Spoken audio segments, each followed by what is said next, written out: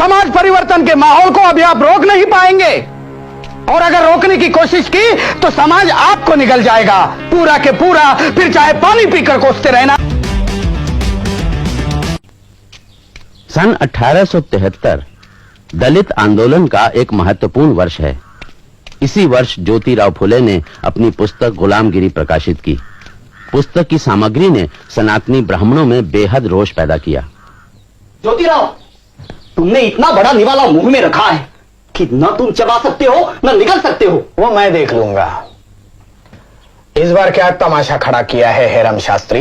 ये पुस्तक, ये तुमने कैसे जुर्रत की कहने की कि मनु ने शूद्रों पर गुलामी ला दी? जाति प्रथा तो वेद की आज्ञा से पैदा हुई। अब यह क्या तुम्हारा दावा है कि वेदों को भगवान ने नहीं लिखा? मेरा पक्का विश्वास है हेरम शास्त्री कि इस संसार की कोई भी पुस्तक भगवान या किसी देवता ने नहीं लिखी है। अगर कुछ लोगों को यह मानने में परम आनंद होता है कि वेदों का निर्माण ईश्वर ने किया है तो वो खुशी से अपना भ्रम पाला करें, लेकिन शूद्रों और अतिशूद्रों को इस भ्रम से दूर ही रहना चाहिए, क्योंकि ये धार्मिक कहलाने वाले ग्रंथ ही उन्हें गुलामी में जकड़ते हैं। ज्योतिराव, तुम लोगों को ब्राह्मणों से नफरत करना सिखा रहे हो। बिल्कुल नहीं, ब्राह्मणों को मैं अपना भाई मानता हूं और इसीलिए उनके काले कारनामों पर शर्मिंदा हूं। ब्राह्मणों से मेरी कोई दुश्मनी नहीं है। मेरा सारा संघर्ष ब्राह्मणवाद के खिलाफ है। हेरम शास्त्री, आप जितने जल्दी समझेंगे कि शूद्र जन ही इस देश की जीवन शक्ति है, उतना ही अच्छा। अब तुम्ही से सलाह लेना बाकी बचा था। देखो ज्योतिराव, हम बता देते हैं, ऐसी उल जलूल और गाली गलौज वाली किताबों से तुम समाज की सेवा नहीं कर सकते, समझे? ना आप ही कर सकते हैं शास्त्री जी, ये कहकर कि वेद और पुराण देवताओं के मुख से कड़े हैं, न ये फतवा देकर कि फुले ने उल जलूल और गाली गलौज वाली किताब छपाई है, न ये कहकर कि बकौल विष्णु शास्त्री चिपळूण करके फुले पहले मराठी का व्याकरण सीखे और बाद में लिखने की सोचे। आप विद्वान कहलाने वालों में से एक भी ऐसा नहीं निकला जिसने मेरे उठाए सवालों का जवाब दिया हो। आपके पास कहने के लिए कुछ नहीं है, इसलिए ये दो कौड़ी का बड़प्पन जता रहे हैं। पूना शहर विद्वानों की नगरी कहलाती थी, आप जैसे के रहते वो शान बिजाती रही। हेरम शास्त्री, आप हमारे साथ न चलकर देश को डुबो रहे हो। समाज परिवर्तन के माहौल को अभी आप रोक नहीं पाएंगे, और अगर रोकने की कोशिश की तो समाज आपको निगल जाएगा पूरा के पूरा, फिर चाहे पानी पीकर कोसते रहना, कोई मुड़कर भी नहीं देखेगा।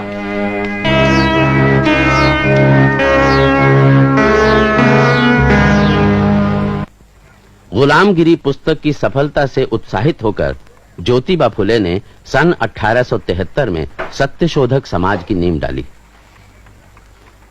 मित्रों, आप सब लोग जानते ही है कि राजा राममोहन राय के ब्राह्मण समाज और अपने यहाँ के प्रार्थना समाज, इन दोनों संस्थाओं को बहुत विद्वान लोगों ने जन्म दिया है।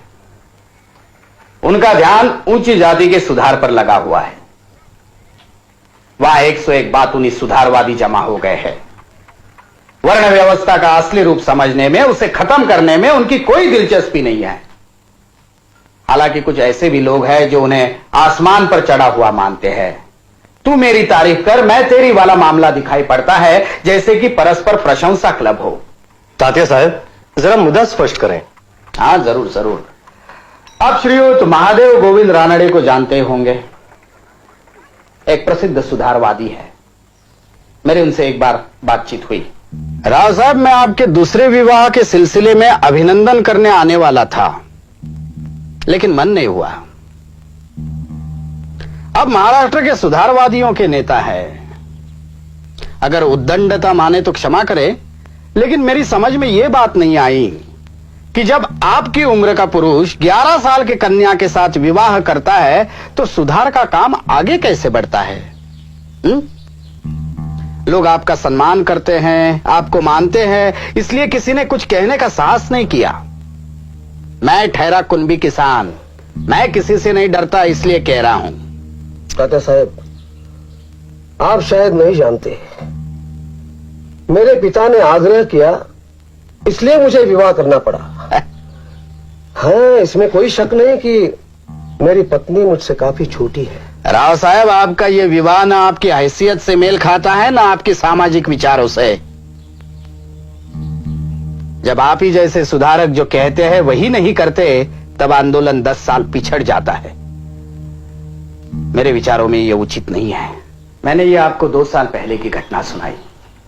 इससे मिलती जुलती घटना अभी हाल ही की है।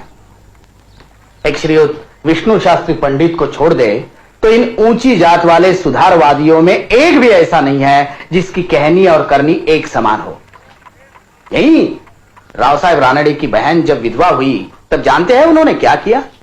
तात्या साहब, मैं आपके तर्क समझता हूं, मगर सच्चाई तो यह है कि हर आदमी इस विवाह के विरुद्ध है। आप तो जानते ही हैं कि पूना शहर में लोग मुझे धर्मद्रोही कहते हैं।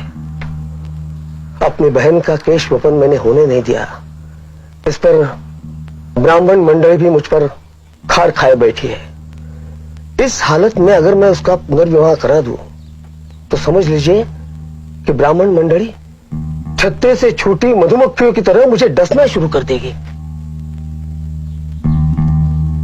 और इससे आप खौफ खा गए और अपनी बहन की जिंदगी बर्बाद करने को तैयार है। राव साहब, आप उसे मजबूर कर रहे हैं कि वो जीवन का सर्वोत्तम समय घर की अंधेरी कोठरी में स्तोत्र भजन का अनंत पारायण करते हुए गवा दे।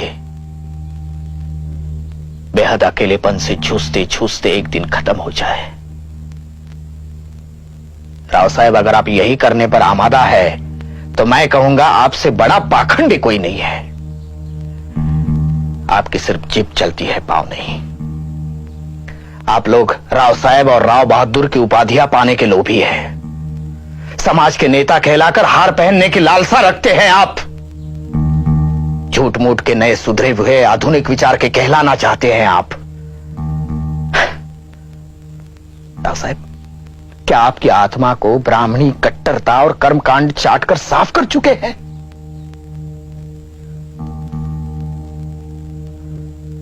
अरे आपसे तो हम कुनबी किसान भले हैं, हमारी कोई औकात नहीं, कोई सामाजिक प्रतिष्ठा नहीं, लेकिन हम लोग जो कहते हैं वही आचरण में उतारते हैं। मुझे बहुत दुख है, बहुत निराशा। मुझे आपसे यह उम्मीद नहीं थी कि आप इस सड़ी गली सामाजिक मान्यताओं के सामने घुटने टेक देंगे।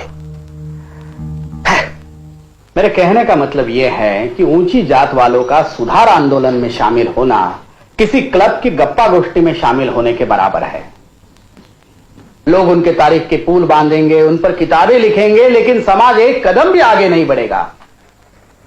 समाज को आगे ले जाने का काम शूद्रों और अतिशूद्रों को ही करना पड़ेगा और इसी लक्ष्य से सत्य शोधक समाज की स्थापना की जा रही है। मित्रों, मेरी आपसे विनती है कि आप माने ईश्वर एक है और सारे मनुष्य उसके बच्चे हैं। मेरे आपसे प्रार्थना है कि आप अपने और ईश्वर के बीच में किसी को बिचवाई न माने। हमें पंडों पुरोहितों की गरज नहीं है। वो जन्म, विवाह, मरण आदि के नाम पर हमें ठगते हैं, उन्हें हमेशा के लिए हटा दीजिए। एक दिन ऐसा आएगा जब इतिहासकार कहेंगे कि सत्य शोधक समाज भारत की पहली संस्था थी जिन्होंने सही अर्थों में सुधार किए। मित्रों, मेरी आपसे प्रार्थना है कि आप सत्य शोधक समाज के सदस्य बने। आप मुझे कार्यकर्ता दीजिए जो गांव देहातों में जाकर वर्ण व्यवस्था के प्रति संघर्ष करें। अगर वो गा सकते हैं तो और भी अच्छा है। वो डब पर गाना गाए और हमारा संदेश पहुंचाएं।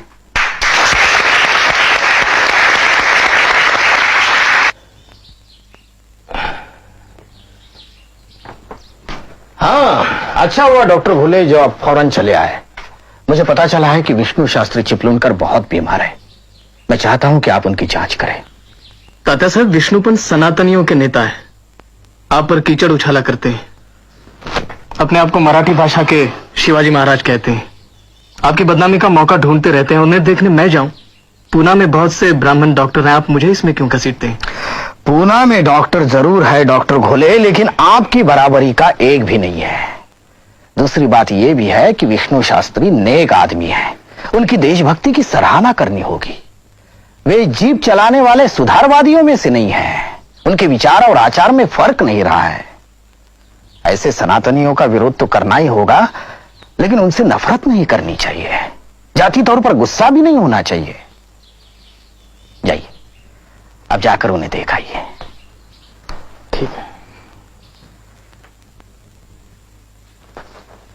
आइए डॉक्टर साहब, आइए। विष्णु शास्त्री के पेट में आग मची हुई है। वैद्य ने दवा दी है, मगर कोई असर नहीं हुआ। दर्द में तड़प रहे हैं, चीख चीख पड़ते हैं। आइए।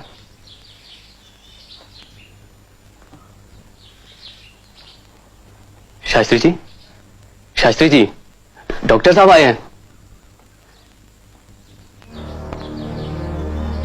यही कुंभी डॉक्टर मिला पूरे पूना शहर में? अरे मरना तो मुझे है ही, कम से कम शूद्र की छुई दवा खाकर तो न मरने दो।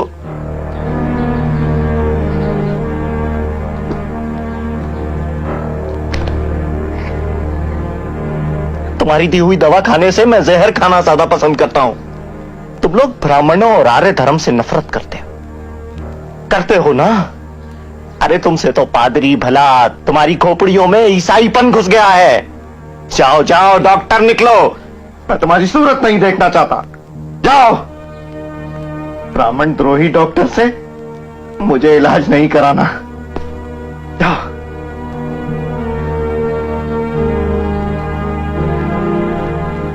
माफ कीजिए डॉक्टर घुले, मुझे पहले ही समझना चाहिए था कि विष्णु शास्त्री आपका अपमान कर सकते हैं। खैर, अब तो वो